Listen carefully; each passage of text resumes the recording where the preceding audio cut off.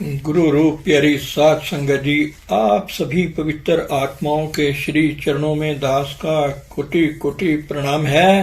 परम पूज्य परम संत कृपाल सिंह जी महाराज जी प्रातः काल के प्रवचनों में साध संगत को फरमा रहे हैं। मैं अभी अभी पवित्रता के बारे में कह रहा था, जो कि आत्मिक जीवन का एक सबसे महत्वपूर्ण अंग है। मन जो इंद्रियों द्वारा बाहरी भोगों रसों में लगा हुआ है, उसमें रूहानियत का प्रकाश नहीं हो सकता।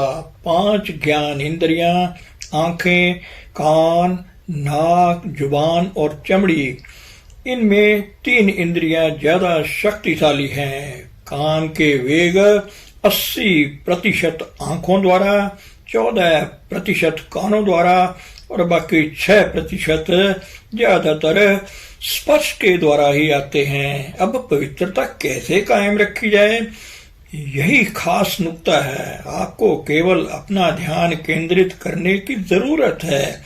मन और इंद्रियां आत्मा से ताकत प्राप्त करती हैं और आत्मा का बाहरी इजहार तवज्जो सूरत है। अगर हमारी सूरत फिर शरीर में आत्मा के स्थान पर केंद्रित हो जाए, तब हम बाहरी इंद्रियों का ज्यादा से ज्यादा फायदा उठाने के योग्य हो जाएं। फिर हमारे ऊपर बाहर देखने या सुनने का कोई असर नहीं होगा। अगर आप किसी तरफ देख जरूर रहे होंगे, परंतु आंखें खुली होने पर भी जरूरी नहीं कि आपका पूरा ध्यान उधर ही हो। चाहे आपको कोई कितनी ही बुरी बातों की लंबी लंबी कहानी क्यों ना सुना रहा हो, अगर आपका अपनी सूरत पर कंट्रोल है तो कान खुले होने पर भी आपको कुछ सुनाई नहीं देगा। बाहरी भोगों का हमारे ऊपर असर होता है। हमारी सूरत जहां जहां भी जाती है, जिसके संपर्क में आती है, इसका प्रभाव हमारे ऊपर पड़ता है। अगर वे शुद्ध पवित्र हैं फिर तो ठीक है, परंतु अगर नहीं तो उनका प्रभाव आपके ऊपर पड़ेगा। प्रश्न ये है कि इनके प्रभाव से कैसे बचा जा सके। अगर बाहर गर्मी पड़ती है तो हम क्या करते हैं? हमें एयर कंडीशन का प्रयोग करना चाहिए। अगर आप अपनी सूरत को बाहर शरीर से हटाकर अंदर केंद्रित कर दो तो क्या होगा?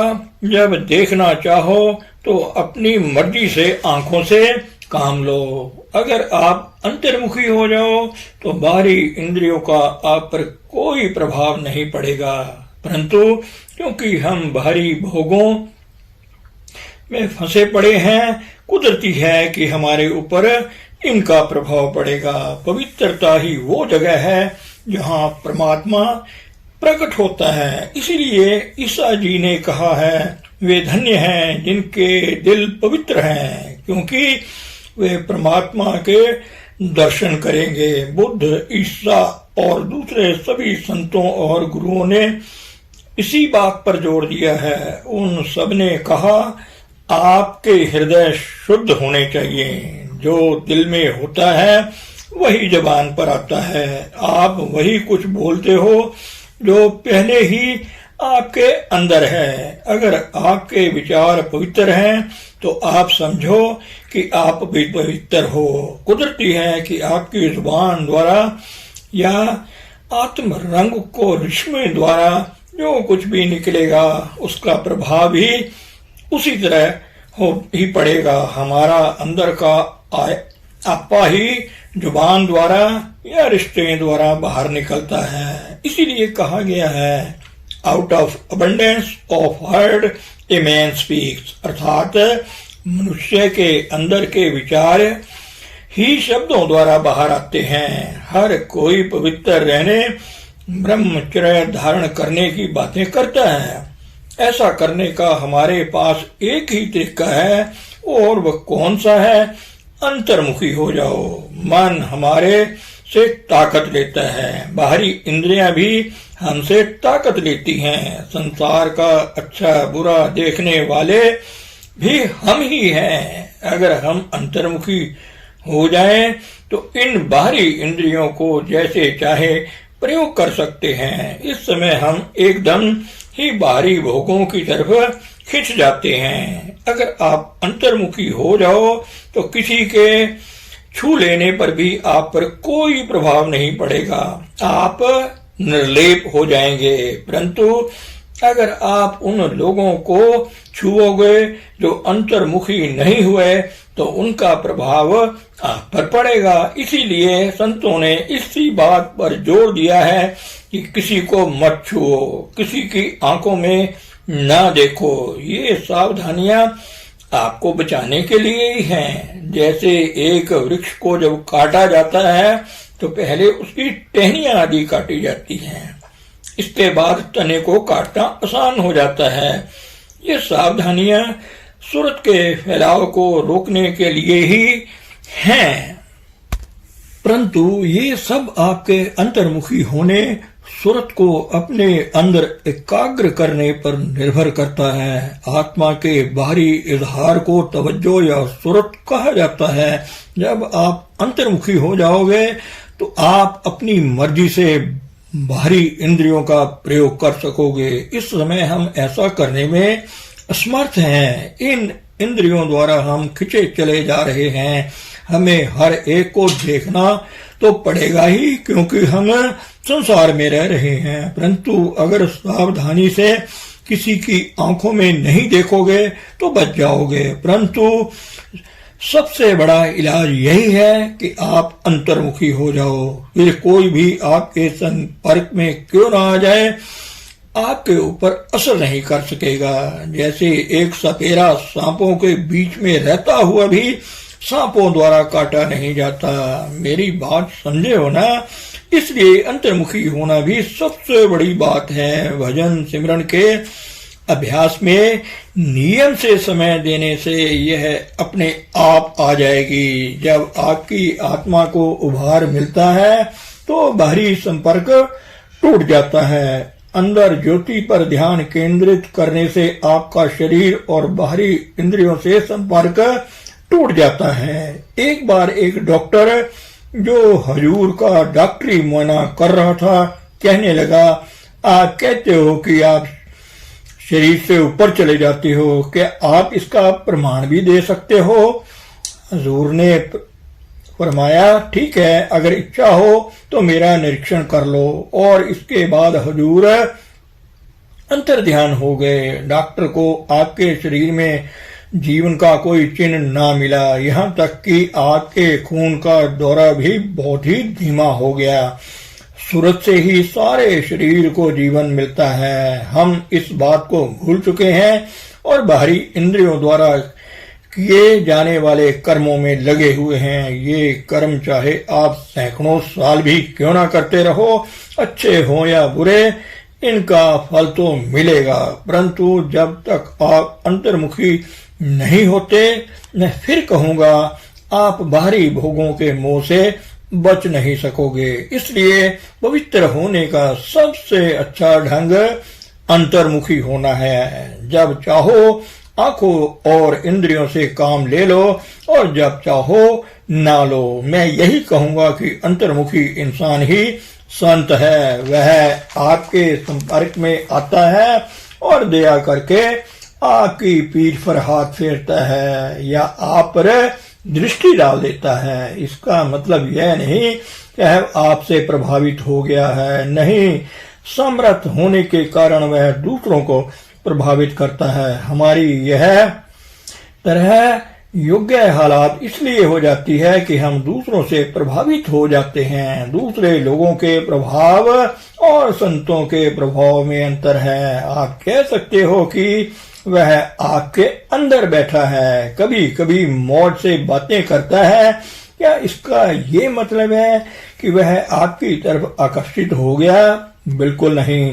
सतगुरु हमारे अंदर इसलिए बैठते या बातें करते हैं ताकि हमें और दूसरों को ठीक रास्ते पर लाने के लिए प्रभावित कर सके। इसलिए अंतर्वृत्ति वाला इंसान जो दूसरों को अंतर्मुखी होने में सहायता करने के लिए आया है और उस मनुष्य में जो अंतर्मुख नहीं हुआ बहुत अंतर है, समय जरूर लगता है, रोम एक दिन में नहीं बन गया।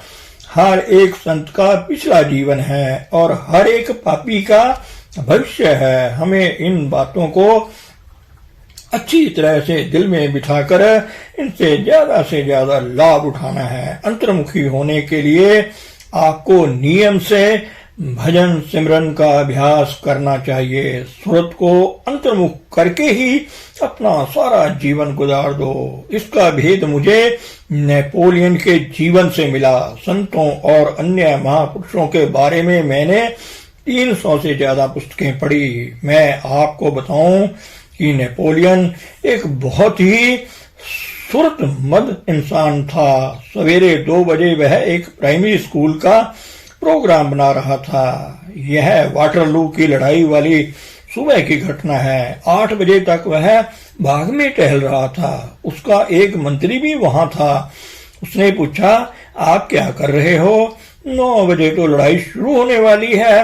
लड़ाई 9 बजे ही तो शुरू होगी, अभी तो 8 ही बजे हैं। नेपोलियन ने उत्तर दिया, देखो वह कितना सुरतमंद मनुष्य था। मैंने बहुत सारे संतों के जीवन वृतांत पढ़े हैं। हम हर मनुष्य के जीवन से कुछ न कुछ सीखते हैं। मनुष्य दिमाग में कुछ सोचने से ही महान नहीं बन जाता, बल्कि सोचे हुए को अमल में लाने से महान बनता है। मेरी बात समझे हो? हर कोई पवित्र रहने के लिए कहता है, पर अभी भी हम पवित्र नहीं हैं। इसका कारण ये है कि हमारा वातावरण ही दूषित है। जिन लोगों के साथ हम संपर्क करते हैं वो दूषित हैं। बेहतर यह है कि किसी अंतर्मुखी इंसान की संगत करो। अगर ऐसा साथ नहीं मिलता तो अकेले बैठे रहो। पुस्तकों में इन बातों का जिक्र तो मिलता है, परंतु जिस तरह साफ और बनाकर मैं पेश कर रहा हूं इस तरह नहीं मिलता। अगर आप पवित्र होना चाहते हो तो अंतर्मुखी हो जाओ। सुरत के फैलाव को रोकने के लिए डायरियां आपकी मदद करेंगी।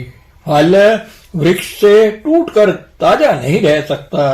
यह तब तक ताजा रहता है जब तक इसे आदमी का हाथ नहीं लगता। हाँ, एक तरीका है, इसे शहद में डाल दो, वह खराब नहीं होगा। शहद परमात्मा का, सतगुरु का ही प्यार है। इस तरीके से हम सुरक्षित और ताजा रह सकते हैं, नहीं तो नहीं रह सकते। संतों ने इस चीज को दृढ़ करने के लिए बहुत सारे उदाहरण पेश किए हैं। हम केवल उन्हें पढ़ते ही हैं, परंतु हम चलते पुराने ढंग से ही हैं। जो कुछ हमें वो बताते हैं, हमें चाहिए कि हम उसे समझें और फिर अपने जीवन में धारण करें। अगर 2 गिलासों को इकट्ठा ले जाया जाए तो उनमें से एक या दोनों ही टूट सकते हैं। इसी प्रकार स्पर्श से एक मनुष्य की धारा आप तक पहुंचेगी। जब तक आप अंतर्मुखी नहीं होते, दूसरे का प्रभाव ग्रहण करने से नहीं रह सकते।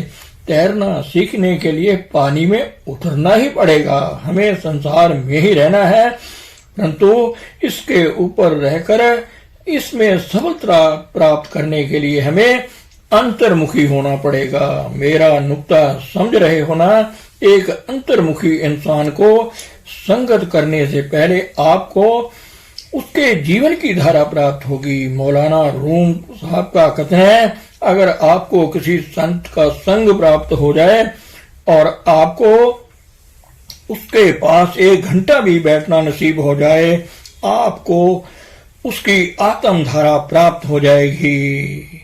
धर्म ग्रंथों में संतों का भाव आजकल के बनावटी गुरु नहीं, जिनकी आज कल बाढ़ आई हुई है। सैकड़ों सालों की भक्ति से इस ढंग से कहीं ज्यादा रूहानी उन्नति प्राप्त की जा सकती है।